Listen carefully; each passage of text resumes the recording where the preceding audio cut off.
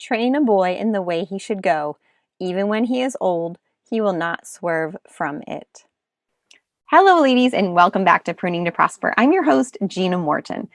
When I start having the same conversation with different friends, I know it's probably something that is going to be what you would like to hear as well. So, the topic that has been coming up a lot lately has been that of grades. Whether the kids are in second grade, eighth grade, 12th grade, 10th grade, I'm hearing it from a lot of friends. And I'm hearing stories of screaming, pleading, begging, bribing, crying. And I want you to know, first and foremost, you are not alone. Whatever's going on in your house is probably going on in the next door neighbor's house as well. So don't worry too much. The other thing I want to have you think about is when you are screaming and crying and worrying, right? What is that? And where is it coming from? Your immediate response might be it's coming from a place of love. We love our kids. We want them to succeed. We know they can do better. Why are they not putting forth the effort, right? But really, it's coming from a place of fear. It's fear that your kid will be judged. Maybe that you'll be judged. Maybe that your kid won't graduate. Maybe that they won't get into college. Maybe they won't get into the right college. Maybe they won't get a good job. Maybe they won't make a lot of money. Maybe they'll live in your basement for the rest of their lives. This is all fear-based. And I am here today to tell you that this is not for you to worry about. No. First of all, when we were handed these little cherubs of ours and we had them baptized, what were we told at baptism? What was our number one job as parents and godparents at baptism? I'll wait. Try to remember. The kid's in the christening gown, people are around, the cameras are going off.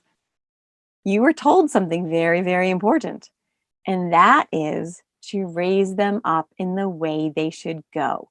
Our only job as parents is to raise them up in the faith and to pass on the faith and for them to become saints.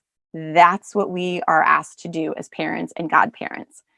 And the fact that you are so worried shouldn't be, because for your convenience, the Bible holds 365 different verses on be not afraid. Do not worry. Do not be afraid, right?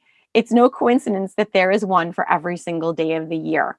So I want you to try to remember those things when you're in the heat of the moment and Sunday night is, turning into Monday morning and the stress level is rising.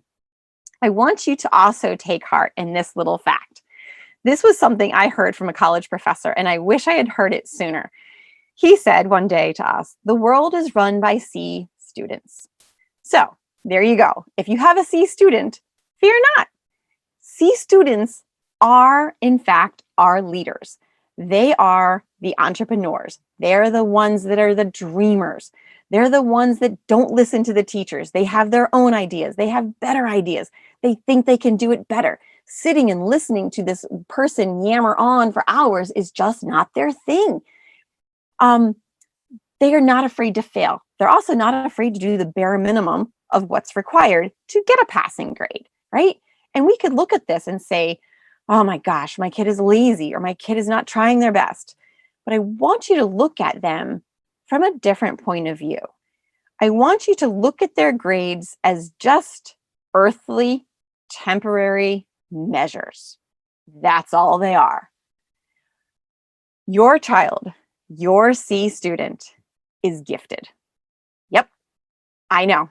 It's very hard to believe sometimes, but your C student is gifted because we were all gifted at birth with something. We were all gifted with a talent or something within our personalities that we are called to use. And I talked about this in one of my previous episodes where we talked about using your grief and your gifts to discover your gold. And this is what I want you to focus on with your teenagers or your younger kids or middle school kids is this is our job. right? We want them to do their best in school, and we want them to use their God-given brains to do their best, and we want them to try their best. But really, you need to help your child figure out what gifts they are being called to use every single day for the rest of their lives. I have said for years, you can buy your child a Harvard education. And the past few years with Aunt Becky from Full House has proven that to be exactly true. If you have enough money and enough connections, you can get your kid into any college that their little heart desires, or rather, your little heart may desire. But when the you know what hits the fan someday in their life, when some tragedy strikes, some obstacle comes before them, that Harvard degree, that Princeton degree will do nothing for your child.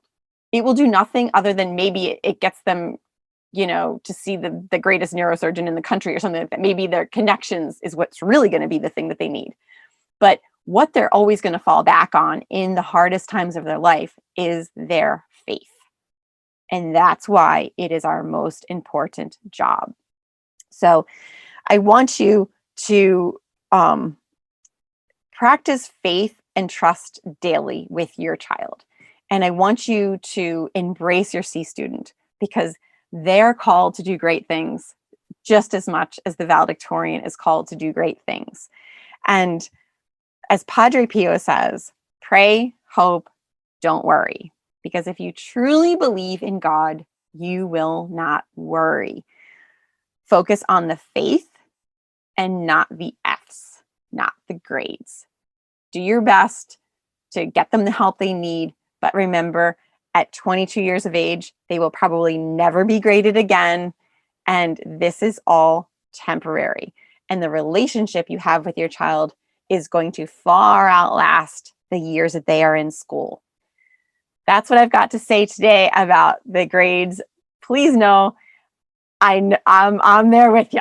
I'm there with you. But we also have to make sure we're looking at the complete child and all the gifts that they were given. And what we might see as annoying or a nuisance is actually probably one of their gifts. You've seen the meme. If your child was always told they talk too much, there's probably a podcaster in there somewhere. Have a great day, and I'll see you next week, ladies.